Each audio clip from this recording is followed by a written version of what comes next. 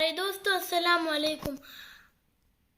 अलीज़ा की दुनिया में आपका वेलकम है, आपका इस्तकबाल है, आपका स्वागत है। तो आज मैं आपको एक कहानी सुनाने वाली हूँ, लेकिन उससे पहले आपको मेरे चैनल अलीज़ा की दुनिया को लाइक करना है, सब्सक्राइब करना है और शेयर करना है। और इस कहानी के लिखने वाले माइल खैर आबादी हैं। तो चलिए हम कहानी शुरू करते हैं। एक आदमी था, वो बहुत ईमानदार था और वो बहुत मेहनती था। तो वो रोज़ कमाने जाता और उसके बाद उसे जो भी पैसे मिलते वो उससे अपने बच्चों को खाना खिलाता था और कुछ पैसे वो बचा के रखता था। ऐसे ही बहुत दिनों बाद उसके पास इतने पैसे हो गए कि वो अब एक घर बना सकता था। तो उसने सोचा चलो हम एक घर बनाते हैं। लेकिन उसने सोचा जब मुझे शहर जाना पड़ेगा कमाने के लिए, तो जो भी मिस्त्री आएंगे उनकी देखभाल कौन करेगा। तो उन्होंने अपने चारों बेटों को बुलाया। उन्होंने कहा, बेटो आप लोग मिस्त्री, अब हम लोग एक घर बनाने वाले हैं। आप लोग जो भी मिस्त्री आएंगे उनकी आप लोग देखभाल कीजिएगा और एक घर बनाइएगा। तो और उन्होंने कहा, जी अब्बा जान, हम ऐसा ही करेंगे। फिर उसके बाद वो आदमी चला गया शहर कमाने और फिर उन सभी बच्चों ने घर बनाना शुरू किया।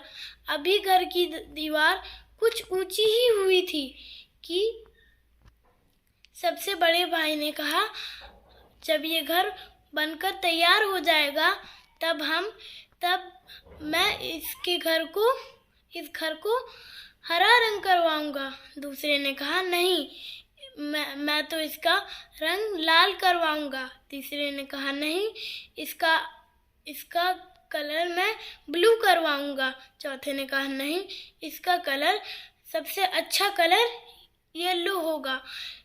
सब इस बात पे जिद ठान लिए थे कि ये मेरी ही बात मानी जाएगी।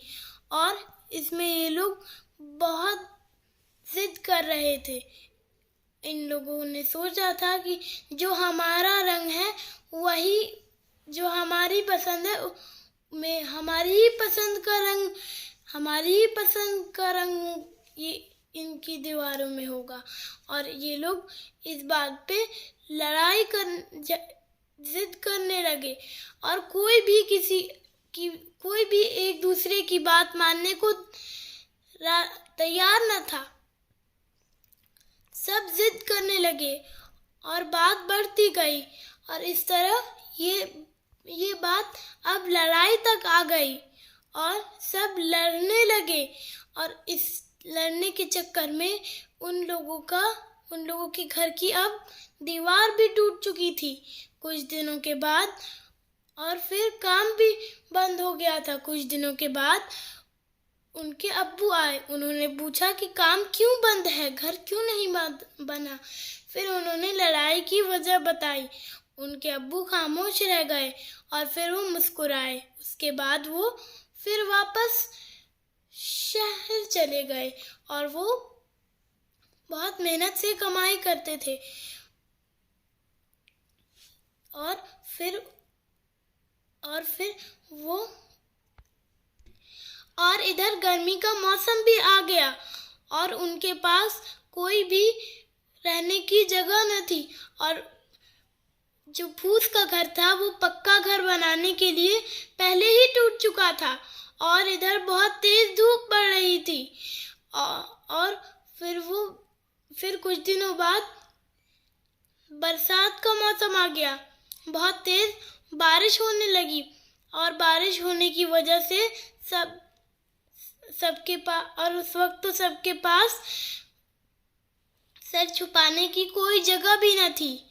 और वो सोच रहे थे कि काश हमारे पास, अगर हम ऐसी जिद न करते तो हमारे